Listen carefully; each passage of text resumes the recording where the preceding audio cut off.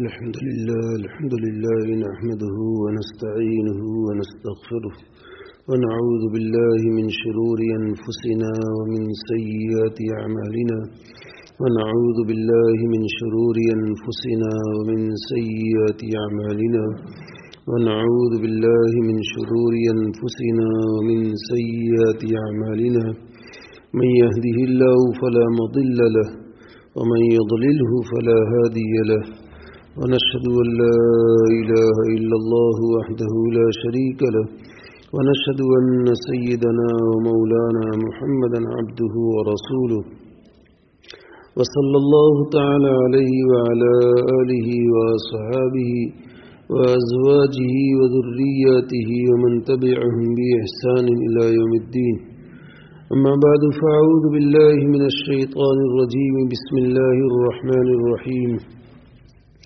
إذا السماء انفطرت وإذا الكواكب انتثرت وإذا البحار فجرت وإذا القبور بعثرت علمت نفس ما قدمت وأخرت يا أيها الإنسان ما غرك بربك الكريم الذي خلقك فسواك فعدلك في أي صورة ما شاء ركبك كلا بل تكذبون بالدين وإن عليكم لحافظين كراما كاتبين يعلمون ما تفعلون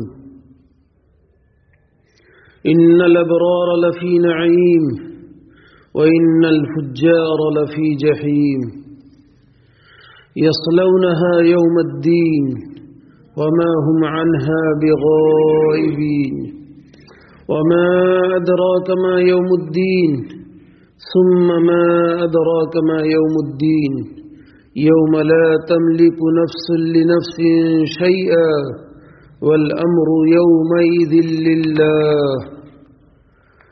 شروع اللہ کے نام سے جو سب پر مہربان ہیں، بہت مہربان ہیں. جب آسمان چیر جائے گا اور جب ستارے جھڑ پڑیں گے اور جب سمندروں کو ابال دیا جائے گا اور جب قبریں اکھاڑ دی جائے گی، اس وقت ہر شخص کو پتہ چل جائے گا کہ اس نے کیا آگے بھیجا اور کیا پیچھے چھوڑا.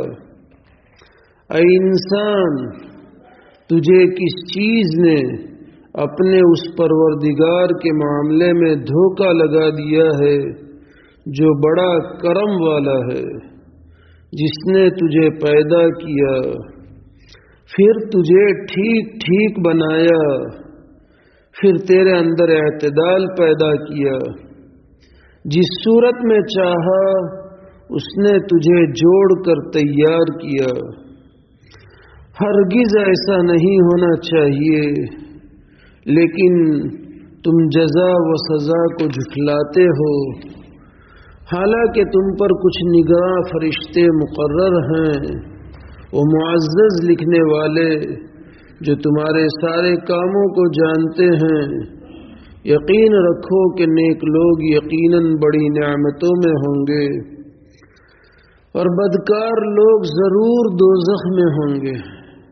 وہ اس میں جزا و سزا کے دن داخل ہوں گے اور وہ اس سے غائب نہیں ہو سکتے. اور تمہیں کیا پتہ کہ جزا و سزا کا دن کیا چیز ہے؟ ہاں، تمہیں کیا پتہ کہ جزا و سزا کا دن کیا چیز ہے؟ یہ وہ دن ہوگا جس میں کسی دوسرے کے لیے کچھ کرنا کسی کے بس میں نہیں ہوگا، اور تمام تر حکم اس دن اللہ ہی کا چلے گا. گزشتہ بات آئی تھی کہ پروردگار جو بڑا کرم والا ہے، اس سے انسان کو دھوکے میں کس چیز نے ڈال رکھا ہے.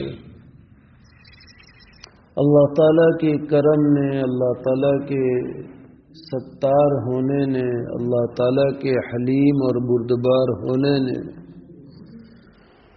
انسان کو دھوکے میں ڈال رکھا ہے. لیکن ایسا نہیں ہونا چاہیے. غفلت سے نکل جانا چاہیے اور تیاری کر لینا چاہیے. اس لیے آگے اللہ تبارک تعالی اپنی نعمتوں کا ذکر فرما کر کے پھر انسان کو اللہ تعالی متوجہ فرما رہے ہیں. کیا نعمتیں ہیں؟ الذی خلقک، جس نے تجھے پیدا کیا.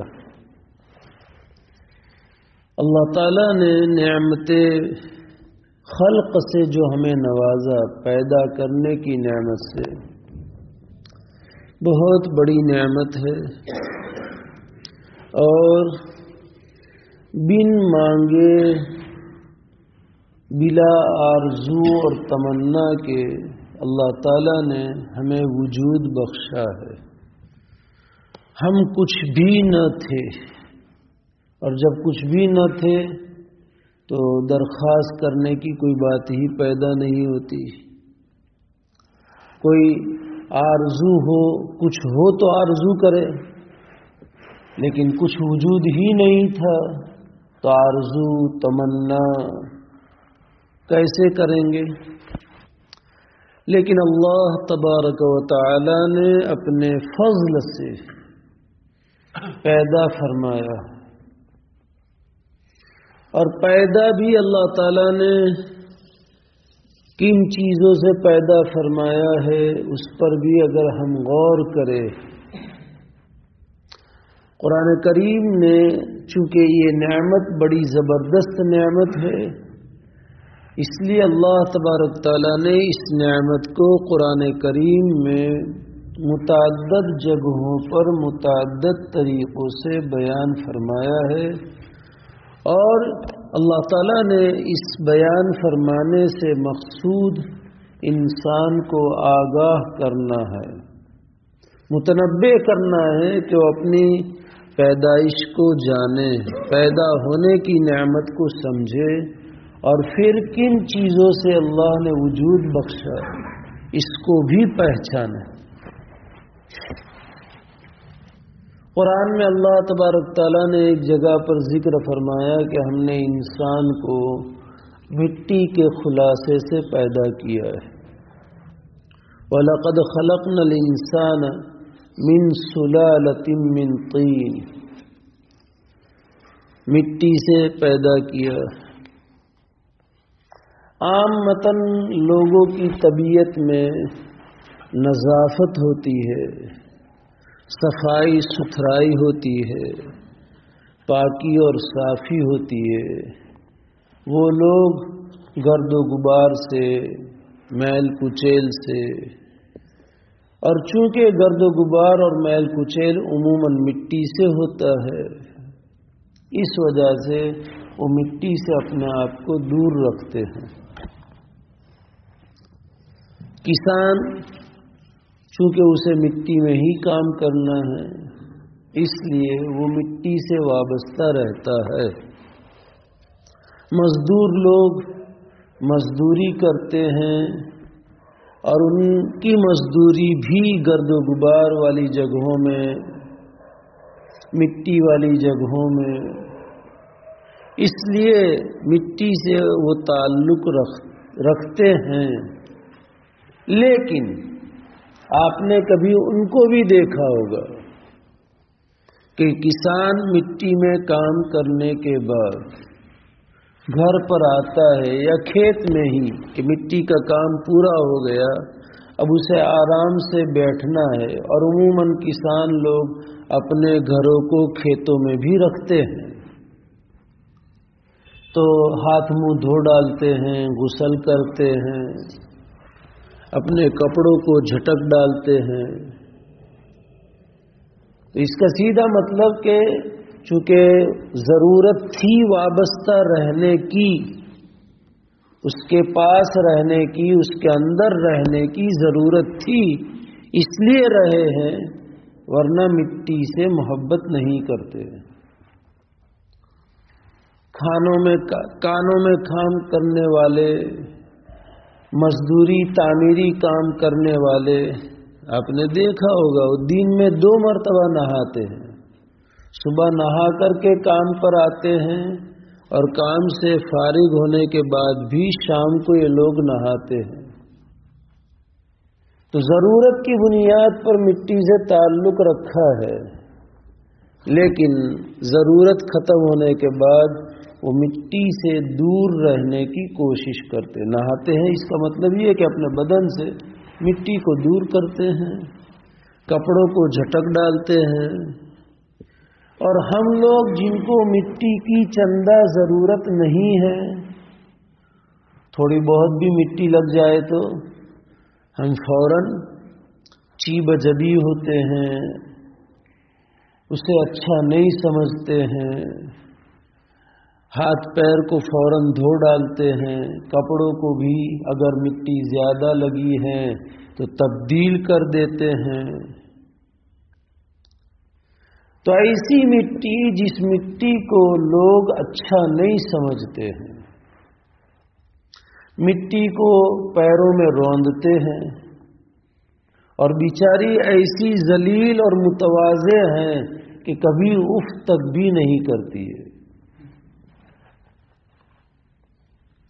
उस पर पेशाब करो, पाखाना करो, गंदगी मनो डालो, नजाजत डालो। कभी भी आपने मिट्टी को नहीं सुना होगा या नहीं देखा होगा कि वो विरोध करने के लिए और मुखालफत करने के लिए अपनी यूनिटी बनाए और यूनिटी बना करके वो खड़ी हो जाए कि हम पर नहीं डालने की इजाजत। आपने कहीं दुनिया भर की कहीं की मिट्टी को आपने नहीं देखा होगा। उसके बरखिलाफ जानवर भी सरकशी पर आते हैं, आका और मालिक की भी सरकशी पर आते हैं, पालतू जानवर भी कभी सरकशी पर आते हैं, इंसान भी सरकशी पर आते हैं, आंदोलन करते हैं, मुखालफत करते हैं, अपने हुकूक का मुतालबा करते हैं, सब कुछ करते हैं।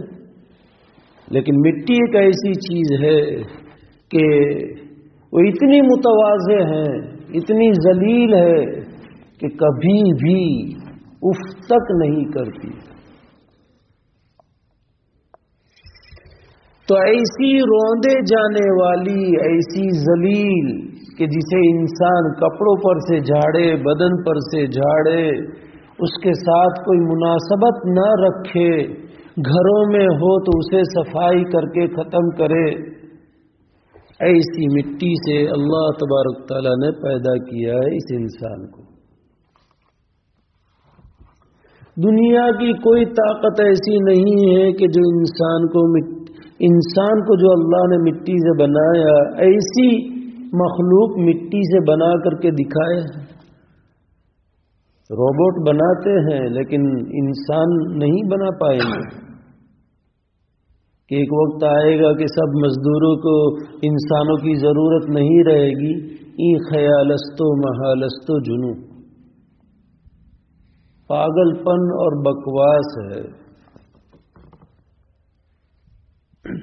इंसान के बगैर इंसान को उन्स से बना है।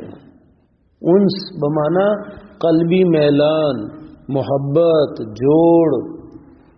तो इंसान को इंसान से जो उन्स मिलेगा वो रोबोट से थोड़ी मिलेगा। ये पहला मरहला। और आप गौर करें, इंसान को बनाने में अल्लाह की तख्लीक, गौर करें आप,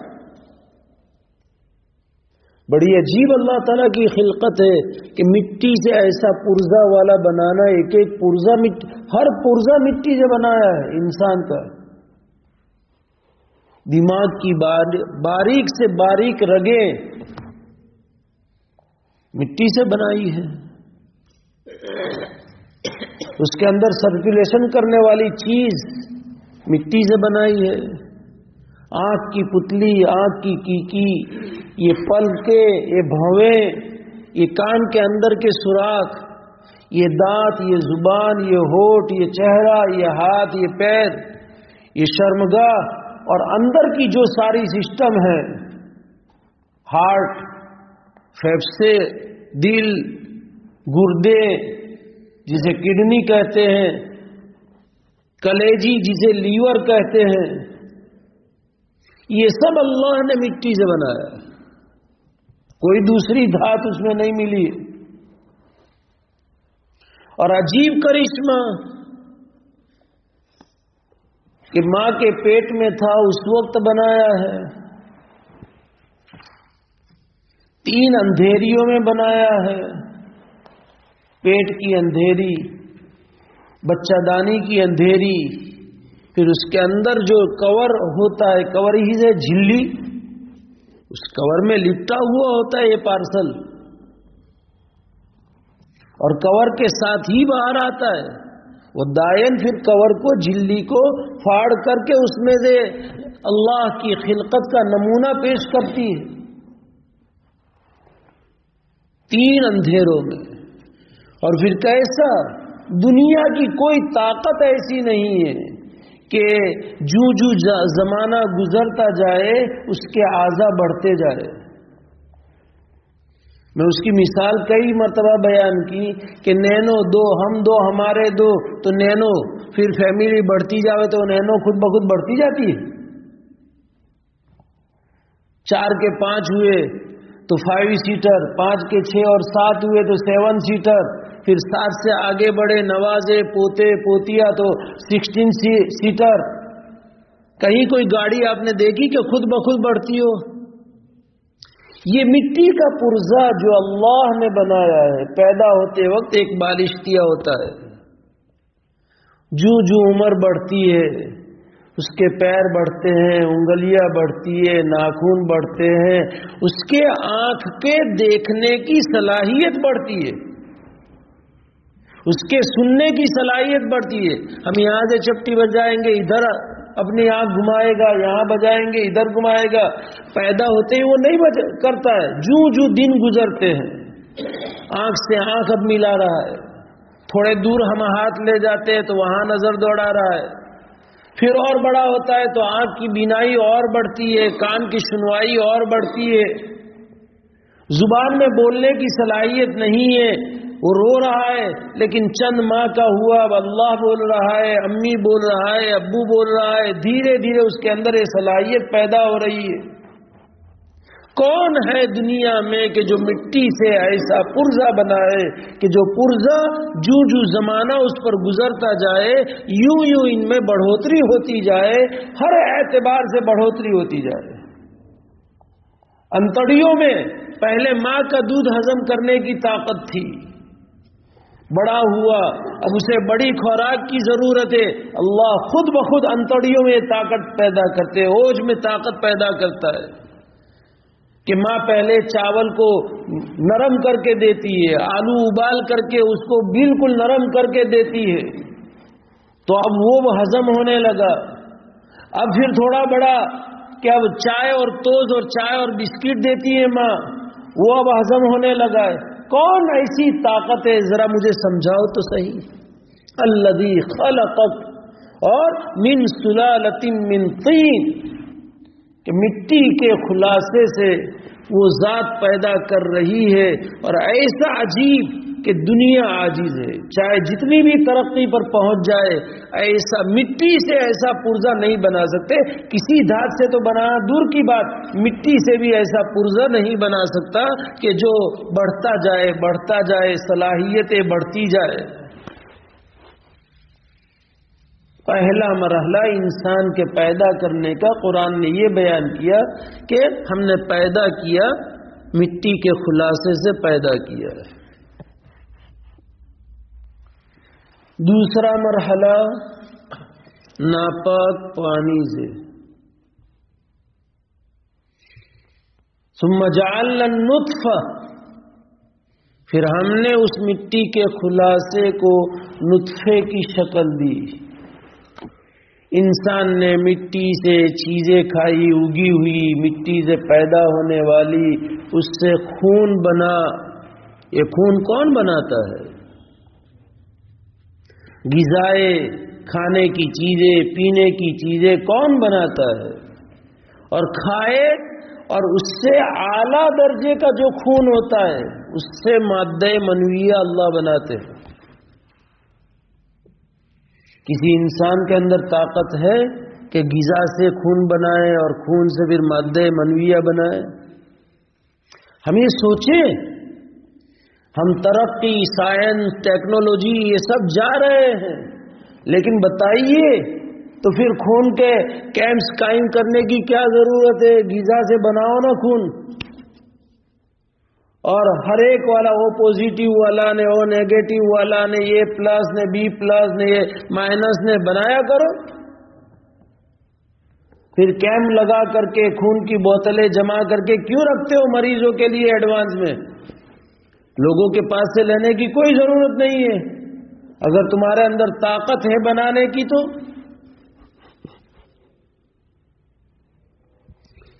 پھر اس خون سے مادہ منویہ کوئی بنا کر دکھائے. پھر تو دنیا میں کوئی لاولد رہتا ہی نہ.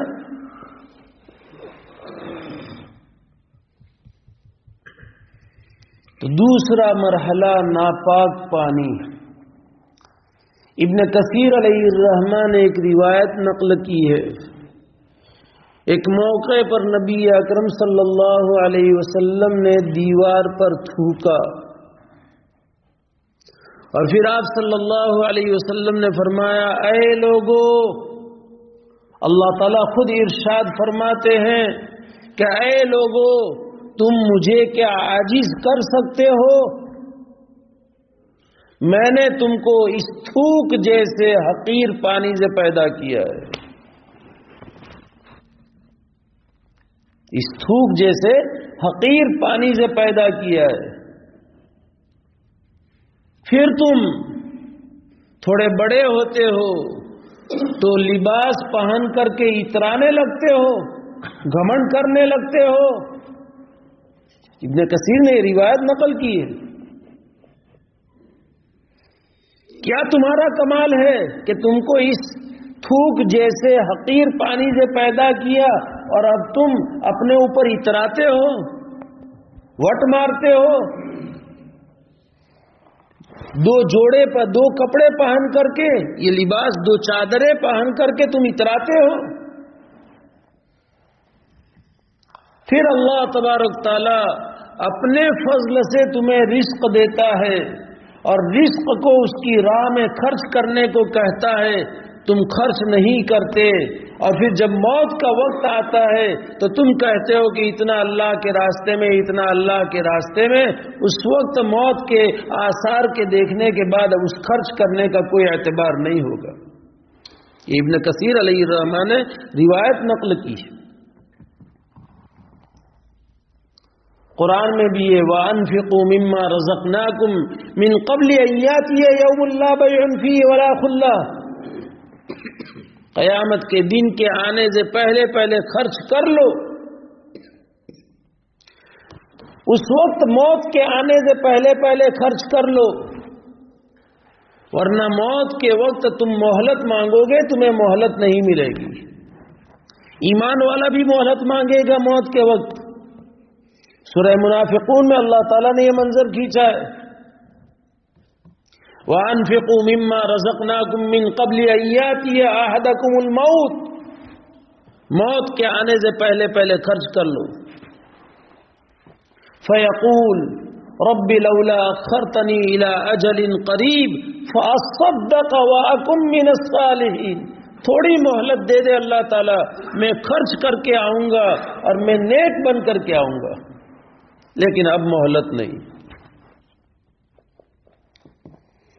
یہ ایسا حقیر قطرہ ہے جس کو قرآن نے ذلیل پانی کہا ہے، من ماء مہین. اور یہ قطرہ ایسا ہے کہ جسے کوئی پسند نہیں کرتا ہے.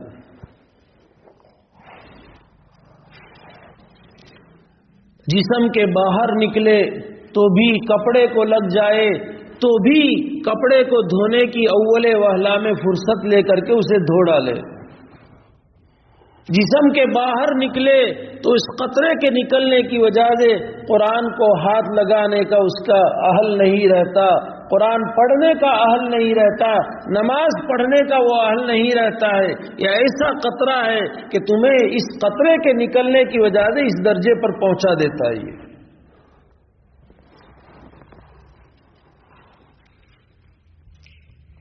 وہی قطرہ ناپاک جگہ سے نکل رہا ہے، ناپاک جگہ میں داخل ہو رہا ہے، اور ناپاک جگہ سے گزر کر کے پھر اللہ تبارک تعالی اپنے فضل سے اسے محفوظ مقام پر رکھتے ہیں، اب اس کی قدر بڑھ جاتی ہے۔ أَلَمْ نَخْلُقكُّم مِّن مَّاءٍ مَّهِينٍ فَجَعَلْنَاهُ فِي قَرَارٍ مَّكِينٍ إِلَىٰ قَدَرٍ مَّعْلُومٍ۔ ابھی تک یہ قطرہ ہر ایک کی نگاہ میں حقیر ہے، ذلیل ہے، ناپاک سمجھا جاتا ہے، دھونے کی فکر ہوتی ہے، لیکن جب اللہ اپنی قدرت سے انسان کے بس میں بھی نہیں ہے کہ وہ بچہ دانی میں اپنا قطرہ ڈالے، انسان کے بس میں نہیں ہے، یہ اللہ ہی اس ناپاک قطرے کو اپنی قدرت سے عورت کے بچہ دانی میں اور رحم دانی میں ڈالتا ہے، تب جا کر کے وہ جاتا ہے۔ اسی کو اللہ نے کہا، اللہ نے فرمایا فی قرار مکین، محفوظ جگہ میں، قابل قدر جگہ میں، محترم جگہ میں ہم نے اس کو رکھا، ایک مدت تک جو ہمارے یہاں اس کی مدت متعین ہے۔ اب یہ قابل قدر سمجھا جاتا ہے، اس کی حفاظت کی جاتی ہے، اور امیدوں کے پہاڑ اور تمناؤں کے اور آرزوؤں کے انسان محل تعمیر کرنے لگتا ہے، مشورے ہوتے کیا نام رکھنے کے۔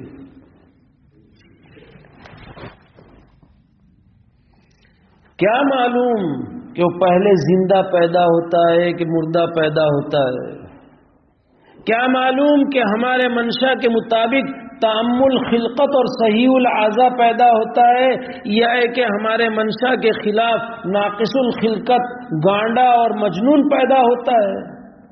ابھی تو امیدوں کے پہاڑ، خوشیوں کے سارے آثار، لیکن کیا معلوم۔ یہ دوسرا مرحلہ ہے کہ نطفے سے پیدا کیا۔ علماء نے لکھا ہے، حضرت قاری طیب صاحب نور اللہ مرقدہ نے لکھا ہے کہ دوسرا درجہ پہلے درجے سے نجاست میں بڑھ گیا۔ یہ مٹی ناپاک نہیں ہے،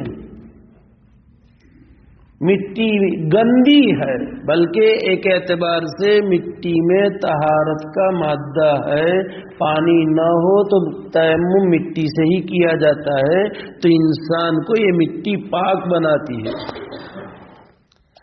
غسل کی ضرورت ہو اور پانی نہ ہو، یا پانی نقصان دہ ہو، گرم بھی نقصان دہ ہو، پانی کا استعمال نہیں کر سکتا، تو غسل کے موقع پر بھی 2 ہاتھ زمین پر مارو، پورے چہرے پر مل دو، پھر دوسری مرتبہ 2 ہاتھ زمین پر مارو اور دونوں ہاتھ کونی زمین، تم پاک ہو جاؤ گے۔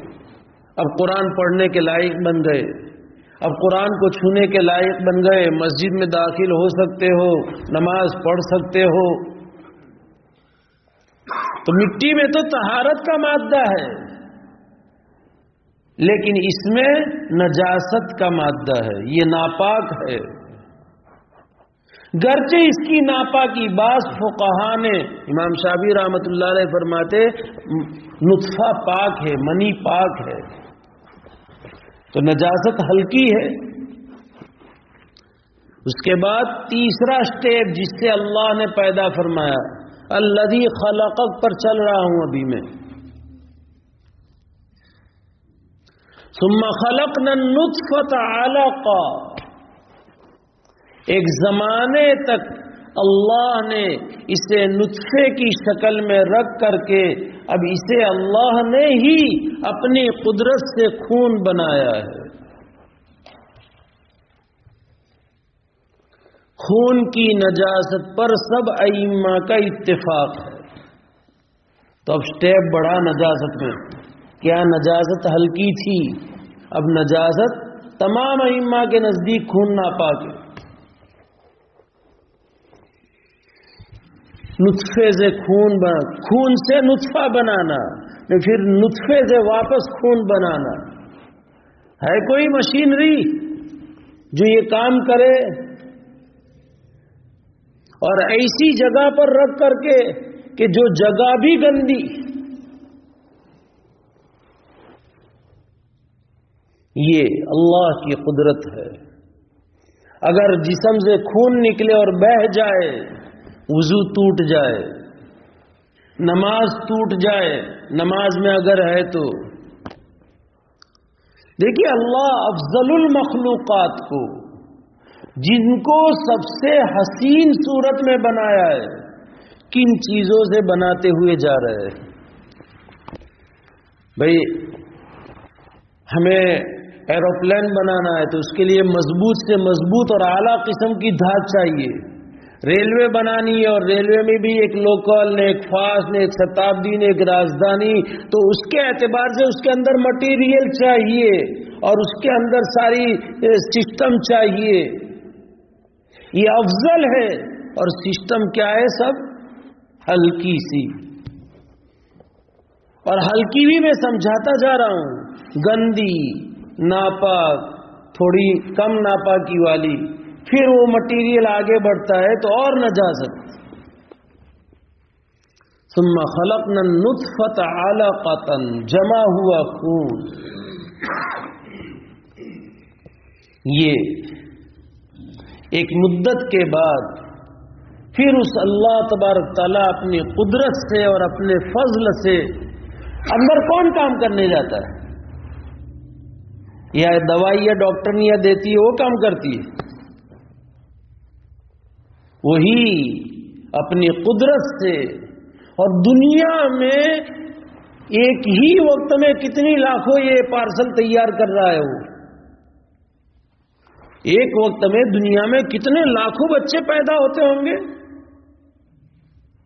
وہی قادر مطلق، وہی علیم، وہی خبیر، وہی عزیز، وہی حکیم، اپنی قدرت سے، اپنے علم سے، اپنی حکمت سے جہاں جو چاہا سو بنایا۔ کسی کو بیچ میں لا کر کے ناقص کر کے گرا دیا، میس ہو گئے، ہوتا ہے؟ وہ سب وہی کر رہا ہے، وہاں سے ہی سارا سسٹم چل رہا ہے۔ پھر وہ خون ایک زمانے کے بعد اتنی چھوٹی بوٹی بن جاتا ہے کہ جسے انسان اپنے منہ میں چبا سکے۔ بہت بڑا بوٹا نہیں ہوتا ہے لوتھڑا، سمجھ میں آیا؟ ہاں، کہ جیسے شیر پھاڑتے تو بڑے بڑے لوتھڑے پھاڑتے نہیں، تھوڑی سی جس کو انسان اپنے منہ میں چبا سکے، اتنی چھوٹی سی بوٹی اللہ بناتے ہیں۔ پھر اسی خون اور اسی بوٹی کو اللہ اپنی قدرت سے بڑھاتے ہیں۔ ہمارے جسم میں بھی تو کیا بھئی ویٹ بڑھا تو کیا ہوا؟ گوشت بڑھا، خون سے ہی بوٹیاں بنی، اور وہی جمے ہوئے خون سے بوٹیاں بنتی ہے۔ تو آدمی کی نشو نما جو ہوتی ہے وہ خون جمے ہوئے خون کے بعد وہی انسان کے جسم میں تندرستی کا، نشو نما کا، اس کے گوشت کے بڑھنے اور پلنے کا اور بڑے ہونے کا وہی خون ذریعہ بنتا ہے۔ اب یہ بوٹی بنی، اب اللہ اپنی قدرت سے اس کو بڑھا رہے اور ایسا بڑھایا کہ اب شکلیں بن رہی ہیں۔ آنکھ کی شکل بنی، پیشانی کی شکل بنی، اندر دماغ کی شکل بنی، وہی اتنی بوٹی سے۔ انداز لگائیے دماغ کی، اگر انسان اپنے دماغ پر ریسرچ کرے، میں نے کئی مرتبہ کہا ہے کہ اگر انسان کے اختیار میں ہدایت ہوتی تو سب سے پہلے میڈیکل سائنس والوں کو ہدایت مل جاتی۔ جو دماغ کے نیورو سرجن ہیں وہ کھولتے ہیں تو ان کے سامنے کیا ہوتا ہے، ہارٹ کے اسپیشلسٹ ہیں جو وہ ہارٹ کو کھولتے ہیں ان کے سامنے کیا ہوتا ہے، جو آرتھوپیڈک سرجن ہوتے ہیں ہڈیاں توڑتے ہیں، جوڑتے ہیں، کس طرح جوڑ توڑ، یہ ان کے سامنے ہے سارا نقشہ۔ وہ اس قدرت کو اللہ کی زبردست دیکھ کر کے ہدایت، لیکن ہدایت کو اللہ نے اپنے قبضے میں رکھا ہے۔ نبی اکرم صلی اللہ علیہ وسلم کو بھی اللہ تبارک تعالیٰ نے چچا ابو طالب کے کفر پر مرنے کی وجہ سے بے حد رنج تھا، بے حد صدمہ تھا کہ جس چچا نے پوری زندگی ساتھ دیا تھا اپنے بھتیجے، یتیم بھتیجے کا، کسی موڑ پر ان کو اکیلے نہیں چھوڑا تھا، ساروں سے دشمنی مول لی تھی لیکن بھتیجے کا ساتھ نہیں دیا تھا، آپ کی چاہت تھی کہ کان میں کلمہ پڑھ دے تاکہ میں کل قیامت کے دن سفارش کر دوں، لیکن اللہ کو منظور تھا، آپ نے کلمہ نہیں پڑھا اور آخری جو کلمہ، جو زبان سے کلمہ نکلا، ملت عبد المطلب، میں عبد المطلب کی ملت پر مر رہا ہوں۔ ابو جہل بیٹھا تھا، عقبہ ابن ابی معیط بیٹھا تھا اور وہ آر دلا رہے تھے کہ موت کے ڈر سے اپنے بھتیجے کا دین قبول کر رہے ہو، اس وجہ سے انہوں نے خیر اللہ کی کوئی تدبیر حکمت ہوگی، اس موقع پر آپ کے غم کو، آپ کے صدمے کو ہلکا کرنے کے لیے اللہ تبارک تعالیٰ نے آیت کریمہ نازل فرمائی، اِنَّكَ لَا تَهْدِي مَنْ أَحْبَبْتَ وَلَكِنَّ اللَّهَ يَهْدِي مَن يَشَاءُ۔ آپ جسے چاہے ہدایت پر لانا، منزل پر، آپ کا کام صرف راستہ بتانا ہے، لیکن راستے پر ڈالنا یہ ہمارا صرف کام ہے۔ وہی سمجھا رہا ہوں الذی خلقک بھی، کہ بوٹی سے دماغ کی رگیں بن رہی، کیا اور کتنی چھوٹی، بچہ پیدا ہوتا ہے چھوٹی جگہ سے نکلتا ہے، اس کی کھوپڑی کتنی چھوٹی، اتنی بوٹی سے وہ کیسی باریک باریک رگے کہ بچے کو اگر کبھی اللہ نہ کرے پیدا ہونے کے بعد فوراً انجیکشن دینا پڑتا ہے، رگ پکڑی نہیں جاتی ہے اس کی، ایسی باریک اور نازک رگے، تو دماغ کی رگیں کیسی ہوگی؟ وہ اللہ کیسا قادر مطلق کہ جو دماغ کی رگیں اتنی بوٹی سے جو چبائی جا سکے وہ دماغ کی رگیں بنا رہا ہے۔ چھوٹا دماغ، بڑا دماغ، نانو مغز، موٹو مغز، اخروٹ کی مثال دیکھ لیجئے۔ ہم دیکھتے ہیں جب مغزہ، بھیجے کو مغزہ کہتے ہیں اردو میں، ہم لوگ بھیجا کہتے ہیں پر اردو میں اصل میں مغزہ کہتے ہیں، تو یہ جب قربانی کرتے ہیں، جانور کٹتے ہیں، ہم دیکھتے ہیں کہ کھوپڑی میں سے کیسا مغزہ نکلتا ہے، کیا شان ہے، بے ساختہ نکل جائے، اللہ اکبر کبیرہ، الحمدللہ حمدا کثیرا۔ وہ اتنی چھوٹی بوٹی سے کان کے مائکرو فون لگا رہے، کتنے مائکرو فون، کیا سسٹم ہے اس کی مائکرو فون لگانے کی، وہ اتنی بوٹی سے آنکھوں میں کیمرے لگا رہا ہے، اتنی بوٹی میں کیمرے، مائکرو فون، دماغ کی رگیں، اتنے کیمرے میں زبان جس میں کھٹا، میٹھا، تیکھا، کڑوا، تورا، کیا معلوم کتنے مزاج، وہ سب اتنی زبان میں، اتنی بوٹی سے زبان بنا رہا ہے، وہ اتنی بوٹی سے گلے میں ان نڑی، سانس نڑی، اس کے بازو میں یہ سب سانس جانے کی نلیاں بناتا ہے، خوراک اترنے کی نلی بناتا ہے، وہ اسی بوٹی سے دل بناتا ہے، جو دل سارے جسم کا مدار ہے، وہ اسی بوٹی سے پھیپھڑے بناتا ہے، وہ اسی بوٹی سے اوجھ بناتا ہے، چھوٹی انتڑی بناتا ہے، اسی بوٹی سے بڑی انتڑی بناتا ہے، اسی بوٹی سے پیشاب کا راستہ بناتا ہے، پاخانہ کا راستہ بناتا ہے، پیر اور ہڈیاں بناتا ہے، اسی بوٹی سے۔ کیا اس کی شان ہے؟ کوئی کر سکتا ہے دنیا کا؟ ہم یہ سوچیں وہ اللہ کتنی زبردست طاقت ہے اور اس نے ہمیں کتنی نعمت سے نوازا ہے۔ الذی خلقک،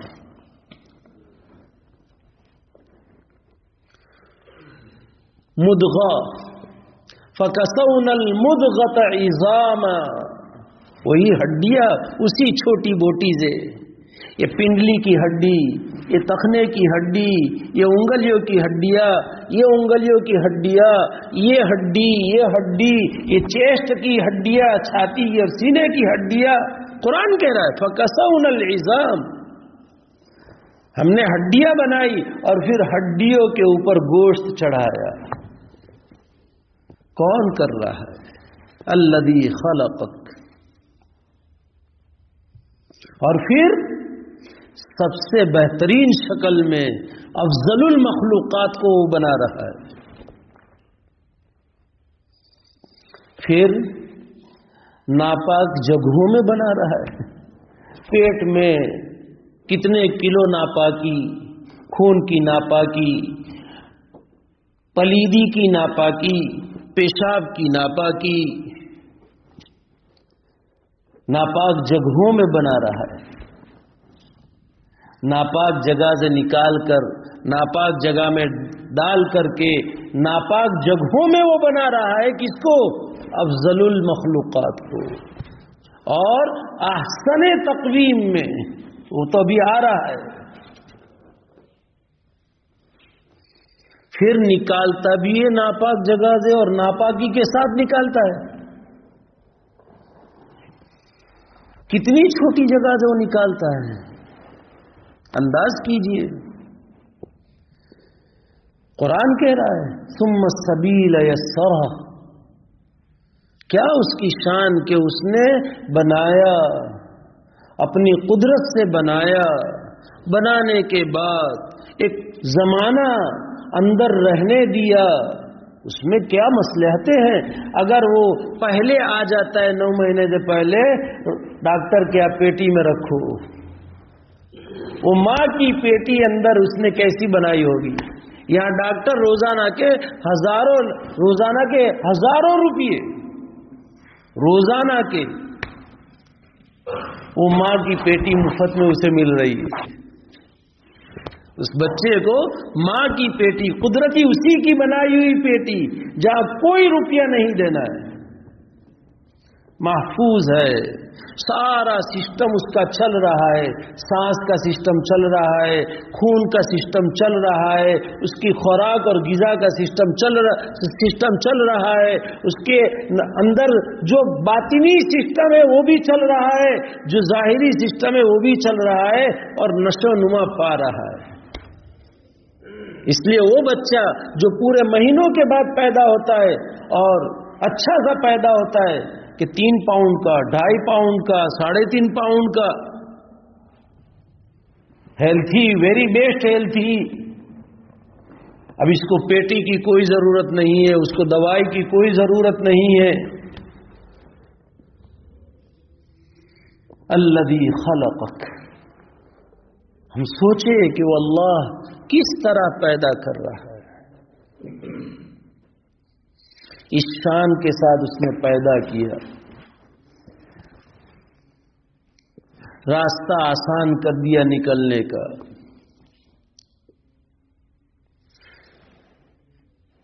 الذی خلقک فسواک فعدلک. انسان کو اللہ نے بنایا اور بنانے کے ساتھ ٹھیک بنایا. یہ آنکھ پیچھے ہو تو، آنکھ پیشانی پر ہو تو، ہر عضو کو اللہ نے جہاں پر رکھا ہے وہ اس کے حسن کے اوپر پورا اتر رہا ہے. آنکھ کو بنایا، اس کو جتنی مقدار میں تھا بننا تھا اسی مقدار میں. آلو جتنی آنکھ ہوتی تو کیا بچے کسی کی اگر ہو جائے اس کے خلاف، ہاتھ اس کے انداز سے، پیشانی اس کے انداز سے، کان اس کے انداز سے، ناک اس کے انداز سے، کہ کسی کی اتنی لمبی ناک کر دے تو اتھڑا ہے. سب سوچنے کی چیز ہے. یہ دانت، زبان، ہاتھ، پیر، ایک ہاتھ لمبا نے ایک ہاتھ ٹونکا ہو تو، جس کے ہوتے ہیں ایک پیر لمبا ہو نہ دوسرا پیر مختصر ہو، ٹونکا ہو، جس کے ہوتے ہیں وہ بھی اللہ اپنی قدرت کو ظاہر کرنے کے لیے کسی کو، اس میں بھی مصلحتیں ہیں اس کی. اللہ کسی سے کچھ لیتا ہے تو اس کے مقابل دیتا بھی ہے. سمجھ میں آئے؟ کسی کو کچھ عذر دیتا ہے تو دیتا ہے تو اس کے مطابق اس کو دوسری چیزوں میں نوازتا بھی ہے.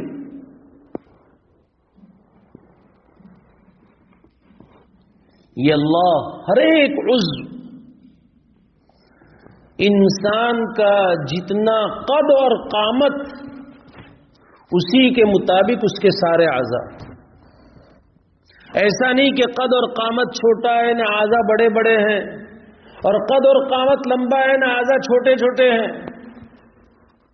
کتنا بے روپا لگے گا، بد روپا لگے گا کہ لمبا تڑنگا ہو، ہاتھ چھوٹے ہوں. ہاتھ کے معتدل ہونے کا کیا معیار ہے؟ ایک صحابی کے لمبے ہاتھ تھے، ان کو آپ علیہ السلام ان کے لمبے ہاتھوں کی وجہ سے ذل یدین سے ہی یاد فرماتے تھے. جہاں روایتوں میں ان کا تذکرہ آتا ہے وہاں کہ ان کے ہاتھ عام صحابہ اور عام لوگوں کے ہاتھ سے کچھ لمبے تھے. وہاں پر محدثین نے لکھا ہے کہ آدمی کھڑا ہو اور کھڑے ہونے کے بعد اس کے ہاتھ اس کے گھٹنوں تک یا گھٹنوں سے آگے جائے تو اس کے قد و قامت سے ہاتھ بڑے ہیں سمجھا جائے گا، اور اگر اس کے ہاتھ اس کے گھٹنوں کے قریب پہنچے یہ معتدل ہاتھ سمجھے جائیں گے. ہم دیکھیں قیام میں کھڑے ہوتے ہیں، قوما میں کھڑے ہوتے ہیں تو گھٹنوں تک نہیں پہنچتے ہیں، گھٹنوں کے قریب رہتے ہیں. ہر ایک اس کے قد کے مطابق ہاتھ، اس کے قد کے مطابق پیر، اس کے قد کے مطابق اس کا چہرہ. فَسَوَّاكَ فَعَدَلَكَ، برابر تناسب سے پیدا کیا. کوئی ہائٹیڈ ہے، اس کے پیر بھی، اس کے ہاتھ بھی، اس کا چہرہ بھی، اس کے سولجر بھی. سولڈر کہیں گے، سولجر تو سپاہی، سولڈر یعنی کندھے. یہ ہر ایک اس کے مطابق چیسٹ ہے، اس کے مطابق ہوگی. اور اگر کوئی پستہ قد ہے اس کے مطابق. ہر ایک کو اللہ تبارک فَسَوَّاكَ فَعَدَلَكَ. اور اعتدال، جسم میں مختلف چیزیں اللہ نے بنائی ہے جو ایک دوسرے سے الگ جسم میں نہ ہو تو جوڑ نہ کھائے، لیکن اللہ نے ان سب متضاد چیزوں کو پیدا فرما کر کے سب کو ایسا جوڑا ہے کہ کوئی کسی سے لڑتا نہیں ہے. اعتدال پر رکھا. سردی، گرمی، خشکی، تری، یہ سب متضاد چیزیں ہیں. خون، بلغم، صفرا، سودا، یہ سب متضاد چیزیں ہیں. آگ، پانی، ہوا، مٹی، یہ سب متضاد چیزیں ہیں.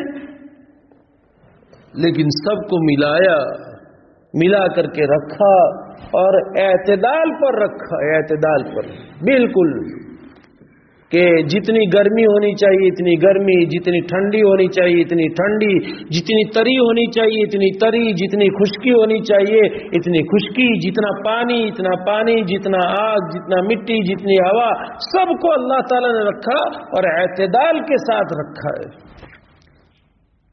الذی خلقک فسواک فعدلک. شاہ عبد العزیز صاحب محدث دہلوی علیہ الرحمٰن نے نقل کیا ہے، صرف انسان کو اللہ تعالیٰ نے ایسا جسم عطا فرمایا ہے انسان کو کہ وہ عبادت سب طریقے سے کر سکتا ہے. کھڑے رہ کر کے بھی عبادت، تھوڑا جھک کر کے بھی عبادت، بالکل جھک کر کے عبادت، بیٹھ کر کے عبادت. کچھ فرشتے صرف کھڑے ہیں عبادت میں، کچھ صرف رکوع میں ہیں، کچھ صرف سجدے میں ہیں، کچھ صرف قعود میں ہیں. کسی کا کام صرف تسبیح پڑھنا ہے، کسی کا کام صرف تحمید پڑھنا، الحمدللہ پڑھنا ہے، کسی کا کام صرف لا الہ الا اللہ پڑھنا ہے، کسی کا کام صرف اللہ اکبر پڑھنا ہے. کسی کو اللہ نے دنیا کے کاموں میں، کسی کو اس پر، کسی کو اس پر. لیکن انسان کو اللہ تعالیٰ نے جہاں یہ سب چیزیں اس کے اندر رکھ کر کے اس کا جسم بھی ایسا بنا ہے. درخت صرف کھڑے، چوپائے رکوع میں ہے، زمین پر رینگنے والے جانور یہ سجدے میں ہے. لیکن انسان کبھی قیام میں، کبھی رکوع میں، کبھی سجدے میں، کبھی قاعدے میں. یہ ہے فَسَوَّاكَ فَعَدَلَكَ. کوئی جانور ہر طرح سے عبادت کر سکتا ہو، کوئی مخلوق ہر طرح سے عبادت کر سکتی ہو، یہ نہیں ہے۔ جنات انسان کے تابع ہیں، جنات کرتے ہیں لیکن وہ انسان کے تابع ہیں، اصل انسان ہے۔ فَسَوَّاكَ فَعَدَلَكَ، اور اللہ نے درست بنایا، اللہ نے معتدل بنایا، اس لیے کہ انسان ہم نے تجھے درست بنایا، ہم نے تجھے اعتدال پر رکھا، تجھے اعتدال والی راہ اختیار کرنی ہے۔ اگر تو اعتدال والی راہ اختیار کرتا ہے اور تیرے اعضاء اعتدال پر رہتے ہیں تو تو اپنے خالق کا شکر گزار بنے گا، فرما بردار بنے گا، اور اس کے کریم ہونے کا تجھے فائدہ پہنچے گا۔ ہاتھ اللہ نے اس لیے دیے کہ ہاتھ نیک کاموں میں صرف ہو۔ ظالم ظلم کر رہا ہے، اس کو ظلم سے روکنے میں یہ ہاتھ استعمال ہو۔ مظلوم ظلم سہ رہا ہے، اس پر ظلم ہٹنے کے لیے یہ ہاتھ استعمال ہو۔ یہ ہاتھ قرآن کو پکڑنے کے لیے ہے، یہ ہاتھ نیک کاموں میں صرف ہونے کے لیے ہے کہ من رأى منکم منکرا فلیغیرہ بیدی، امر بالمعروف اور نہی عن المنکر ہاتھ سے کرنے کے لیے، کہ اگر ہاتھ سے روکنے کی طاقت ہے، یہ ہاتھ اللہ تعالیٰ نے معروف کے کرنے کی لوگوں کو بتانے کے لیے اور منکرات سے روکنے کے لیے ہاتھ دیے۔ اگر یہ ہاتھ کا استعمال اللہ اور اللہ کے رسول کی تعلیم کے مطابق تو فسواک فعدلک کا تم نے حقیقی شکر ادا کیا ہے۔ یہ آنکھ جن کاموں کے لیے استعمال ہوئی، اگر ان کاموں میں استعمال ہو رہی ہے تو اس صورت میں سمجھا جائے گا کہ فسواک فعدلک کا تم نے شکر ادا کیا ہے۔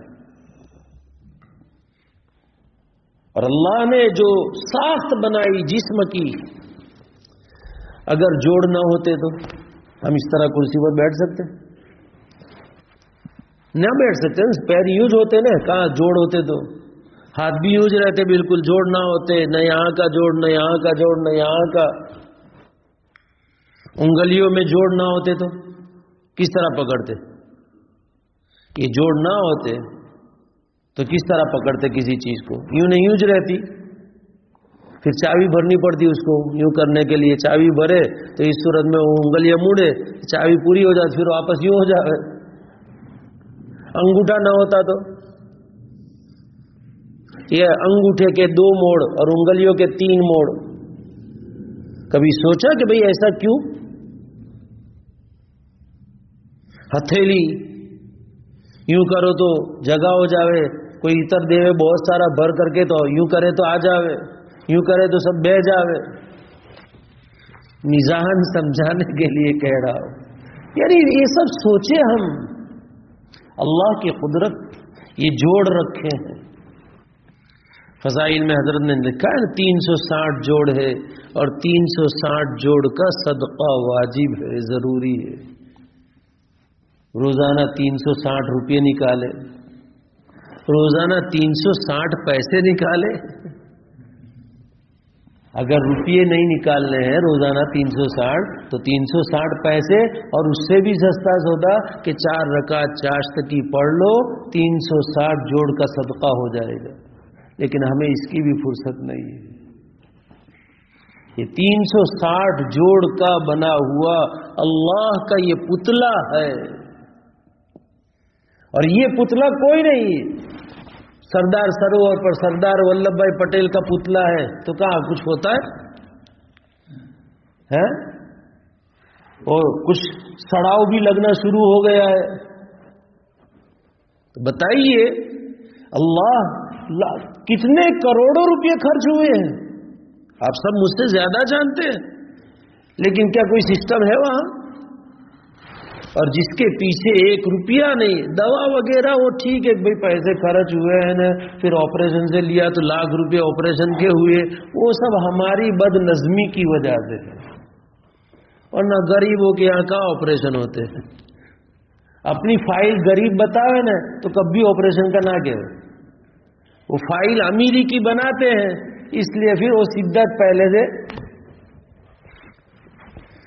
خیر، تو ان اعضاء کو جو اللہ نے بالکل مناسب بنایا ہے اور اعتدال کے ساتھ بنایا ہے، اس لیے بنایا ہے کہ ہم اعتدال والی راہ اختیار کریں، اور یہ امت وسط، امت اعتدال ہے۔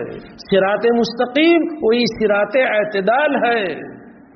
تو اس صورت میں اگر ہم اعتدال والی راہ اختیار کریں گے تو کریم کے کرم کے مستحق بنیں گے، اور اگر ہم نے اعتدال والا اللہ نے بنایا، ٹھیک بنایا، پیدا کیا، لیکن اپنے اختیار سے غیر اعتدال والی راہ اختیار کی ہے، تو اس صورت میں ہم ہی قصوروار ٹھہریں گے اور اس کے کریم ہونے کے مستحق نہیں بنیں گے، اس کے کرم کے، اس کے فضل کے مستحق نہیں بنیں گے، اس کے قہر کے اور غضب کے مستحق بنیں گے۔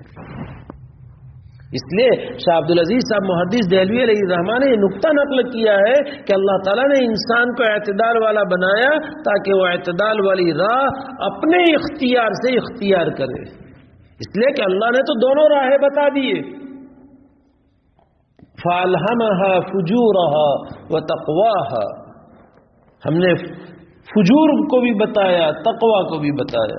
فَهَدَيْنَاهُ النَّجْدَيْنِ، کامیابی کی راہ بھی بتا دی اور ناکامی کی راہ بھی بتا دی، اور اعتدال کامیابی والی راہ میں، کامیابی اعتدال والی راہ میں ہے، نہ کہ بے اعتدالی کی راہ میں۔ اس لیے ہم سب کو سوچنا ہے کہ ہم جس راہ پر چل رہے ہیں وہ راہ اعتدال والی ہے یا نہیں ہے۔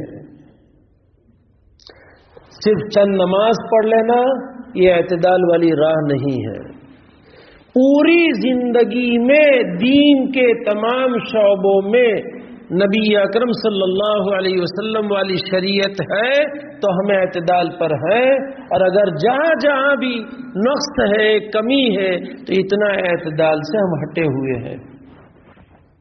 آئندہ انشاءاللہ پھر آگے ہے فی ای صورت ما شاء رکبک، یہ تو مستقل انشاءاللہ آئندہ چلوں گا کیونکہ وقت ہو گیا ہے، پورا مضمون ابھی تھوڑا کروں گا پھر باقی رہ جائے گا، اس لیے انشاءاللہ تو آج کے سبق کا خلاصہ یہ ہے کہ ہم اللہ تبارک تعالی حق جل مجدہ کے نے جو ہمیں نعمت خلق سے پیدا کر کے جو ہمارے اوپر احسان کیا، پھر مناسب اعضاء دے کر کے اور اعتدال والی پورے باڈی دے کر کے ہم پر جو اللہ نے احسان کیا، اس احسان کا یہ شکر ادا کرے، اور شکر یہ ہے کہ ہم اپنے جسم کو اس کی فرما برداری میں استعمال کرے، اس کی نافرمانی میں استعمال نہ ہو۔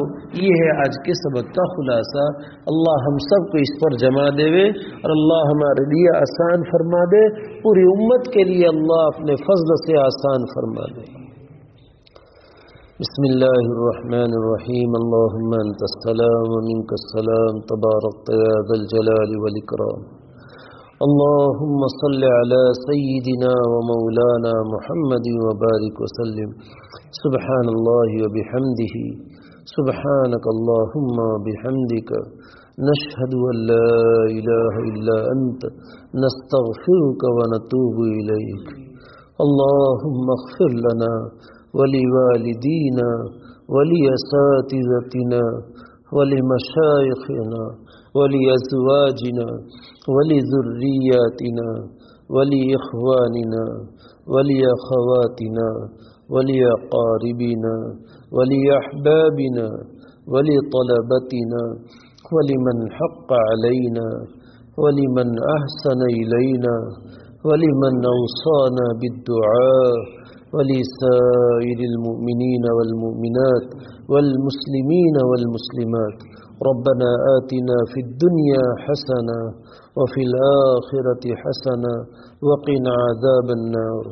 الحمد لله رب العالمين الرحمن الرحيم مالك يوم الدين، إياك نعبد وإياك نستعين، اهدنا الصراط المستقيم، اهدنا الصراط المستقيم، اهدنا الصراط المستقيم، صراط الذين أنعمت عليهم غير المغضوب عليهم ولا الضالين. اللهم صل على سيدنا ومولانا محمد وبارك وسلم يا أرحم الراحمين يا أرحم الراحمين یا ارحم الراحمین.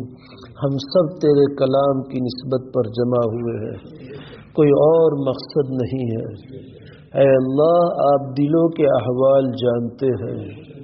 اے اللہ، تیرے کلام کا واسطہ جو تیری ذات عالی سے نکلا ہوا ہے، ہم سب کو قرآن کریم کے علوم سے مالا مال فرما. ہماری قیامت تک کی نسلوں کو قرآن کریم کے علوم سے آراستہ پیراستہ فرما. اے اللہ، پوری امت کو قرآن سے وابستہ فرما دے. اے اللہ، پوری امت کو قرآن سے وابستہ فرما دے.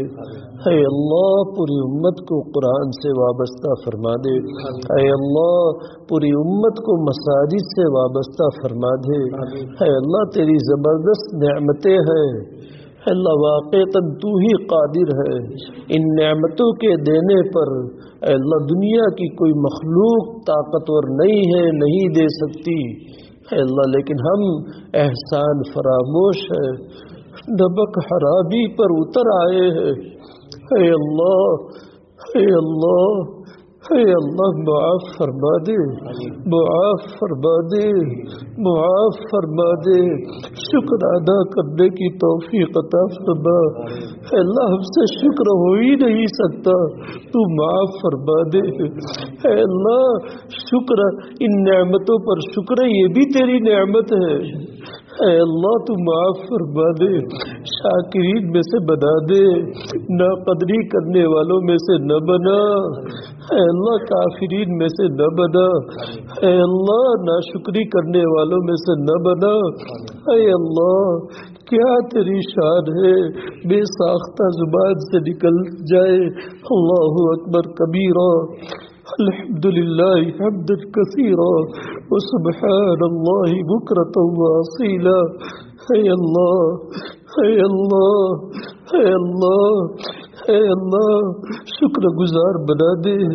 تیری نعمتوں کی قدر دانی نصیب فرما. اے اللہ، صحت اور فراغت کو اے اللہ تیری رضا والے کاموں میں لگنے کی توفیق عطا فرما، لگانے کی توفیق عطا فرما.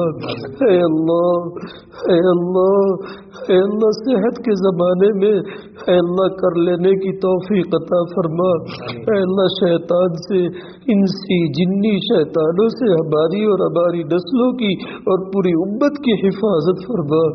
اے اللہ، اے اللہ، امت کے لیے محنتیں ہو رہی ہے. اے اللہ، اجتماعات ہو رہے ہیں، مدارس، خانقاہ، جماعتیں، مکاتب. اے اللہ، یہ درس قرآن، یہ سب امت کے لیے محنتیں ہیں. کوئی درس حدیث چلا رہا ہے. اے اللہ، امت کو قرآن اور حدیث سے وابستہ فرما دے.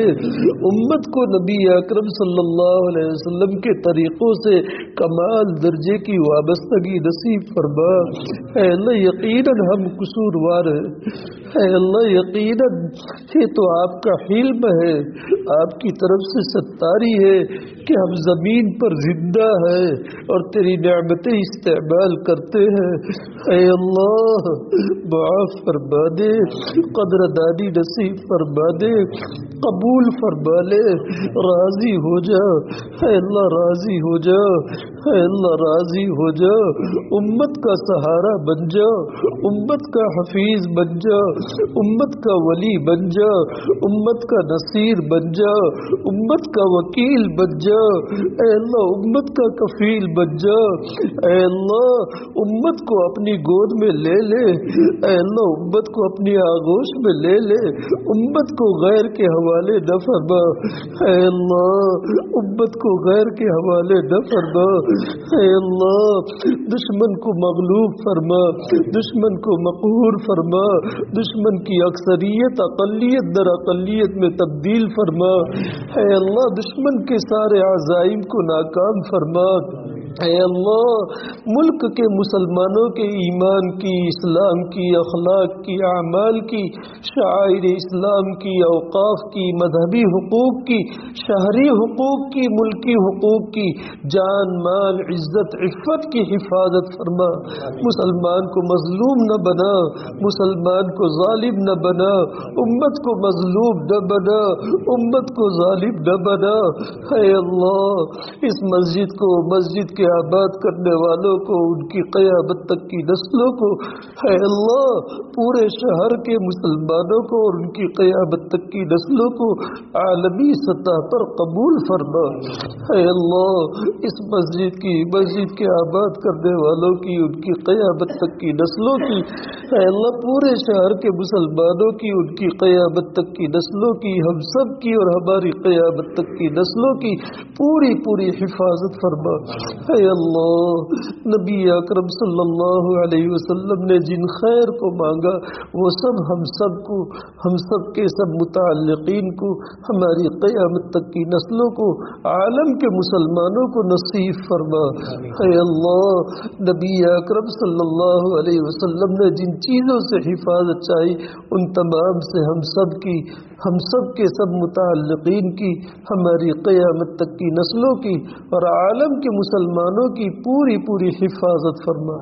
اے اللہ محض اپنے فضل و کرم سے، نبی اکرم صلی اللہ علیہ وسلم کے وسیلے سے، ہمارے مشائخ کی برکت سے، اے اللہ اس مجلس میں آپ کا جو مقبول بندہ ہو اس کی برکت سے ہم سب کی سب دعاؤں کو قبول فرما. آمین. ربنا تقبل منا انك انت السميع العليم وتب علينا انك انت التواب الرحيم. جزا الله عنا محمدا صلى الله عليه وسلم ما هو اهله. سبحان ربك رب العزة عما يصفون وسلام على المرسلين والحمد لله رب العالمين.